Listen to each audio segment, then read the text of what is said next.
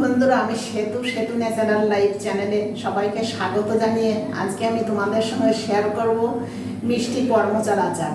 কর্মচার আচার তৈরি করার জন্য আমি বাজার থেকে নিয়ে আসছি 300 গ্রাম কর্মচার।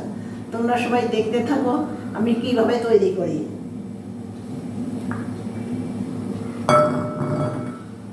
কর্মচার ভেতরে একটা দানা থাকে শক্ত মতো, এরকম দই ফালি করে দানাটা বের করে নিতে হবে। তোমরা কখনোই দানা সমেত, শক্ত, খুব শক্ত একটা দানা থাকে, এই দানাটা না তিতো থাকে। আমি দানা বের করে নিচ্ছি। তোমরা কখনোই এই দানা সমেত আচার তৈরি করবে না,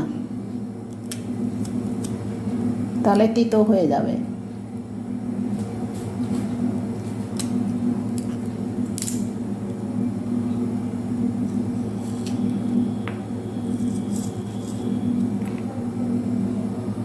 যে কোনো একটা ছোট্ট চাকুর সাহায্যে এই দানাগুলো ছাড়িয়ে নিতে হবে। আচার তৈরি করার জন্য আমি বানিয়ে নেব একটা ভাজা মশলা। প্রথমে দিয়ে দেব 2 শুকনো লঙ্কা। শুকনো লঙ্কাটা ভালো ভাজা হয়ে আসছে, এবার দিয়ে দেব সাদা জিরে,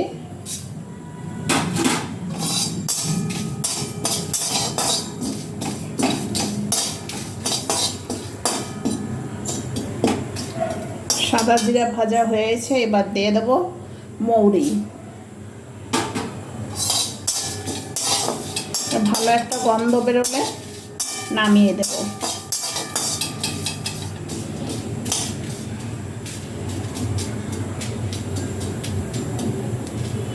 সুন্দর একটা সেন্ট বেরিয়ে গেছে, এবার আমি নামিয়ে দেব। এবার আমি সব মশলা শিলনোড়ায় গুঁড়ো করে নেব।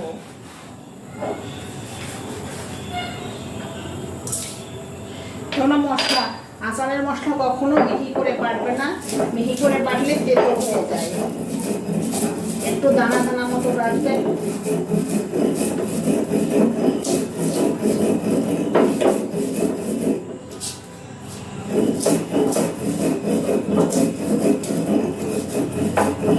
আমার বাটা একটু দানা দানা মতো রেখেছি।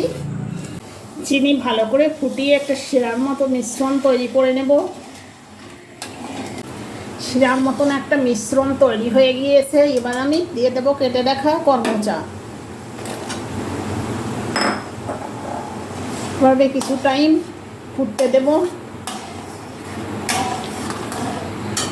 এবার দিয়ে দেবো সামান্য পরিমাণ লবণ। ভালো করে নেড়ে দেব। আমার পছন্দ মতো একটা ঘনত্ব চলে আসছে।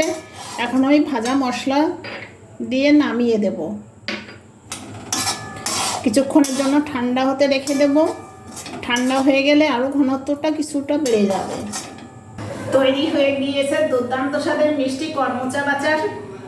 আজকের ভিডিওটা এখানেই শেষ করছি। তোমরা সবাই ভালো থাকো, সুস্থ থাকো। আবার দেখা হবে পরবর্তী ভিডিওতে।